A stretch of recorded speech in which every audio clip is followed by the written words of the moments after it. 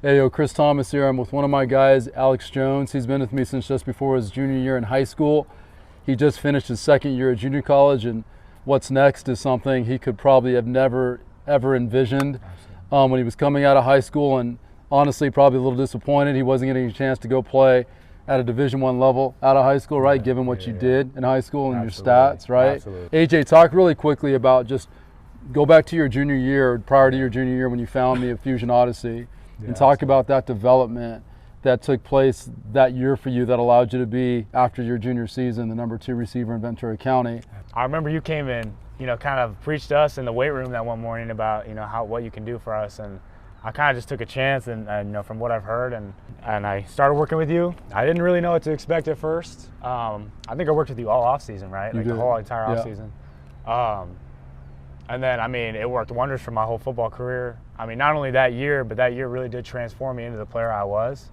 But I think after that, I've used everything you've taught me up until this point. I will continue to use everything that you've taught me, for as long as I am blessed to play for. So, my junior year, I had 1,200 yards and 15 touchdowns.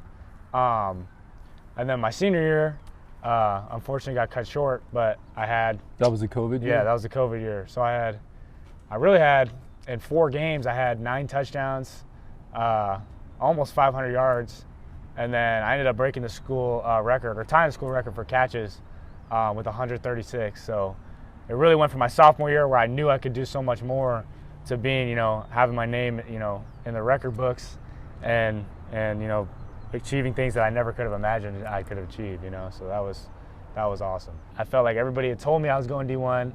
I had coaches telling me, parents telling me, my friends were telling me, and then when it doesn't happen, I was kind of like, you know what I mean? Like what did I do wrong? When I decided to go junior college, it was a hit to my ego. I'm not gonna lie to you, because I had a lot of my friends going D1, and I was just like, I did the same thing. I did the exact same thing they were doing, if not more. Yeah. And I'm sitting here like going the JUCO route, And so you go to junior college, you spend 2 years at Moore Park. Yeah.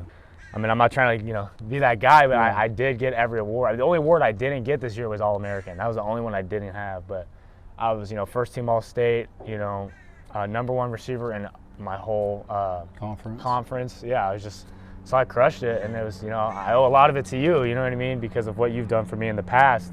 And then, even up till now, getting this opportunity in the offseason. Really, you didn't even get the love right after that. Absolutely. Even with those statistics where leading our conference, All-State, I still get no love. You get one Division I AA, right, opportunity for a full ride at Tennessee Tech. And then you get a PWO at Texas A&M.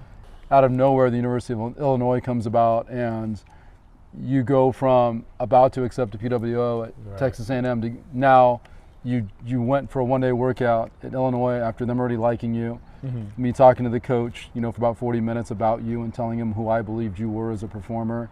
And a day after that, your workout, you getting a full ride offer to go play at a Power 5 program in the Big Ten, playing Ohio State and Michigan in front of 100,000 people. So how much did the work that we did leading up to that for the couple of months we were working out here really help you refine your art to like another level in preparation for that?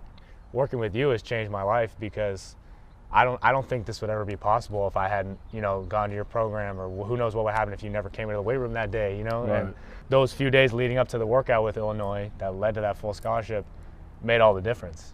Like a big thing you were talking to me about is like your snap down, like throwing that body. And the first thing I do when he gets in there is he goes, I'm really looking to see if you can snap down like that. Like he literally puts it on the tape. He's shown me other guys that have done this workout before that are on the team now. And he's like, what I look for is how you can throw your body around. And I think that's like, what we literally worked on 2 days before I went there. So, who knows what would have happened if I hadn't done that, because I wasn't doing it on the field when we were out here at first. And then, you kind of told me what to do. And I did it. He showed me the tape afterwards. And he's like, yeah, that's what I'm looking for. So, it was just like, who knows what would have happened. Like, So I think it's made, all the difference in the world. And I think I owe a lot of it to you, because I wouldn't have this opportunity without this program, or having you as a resource.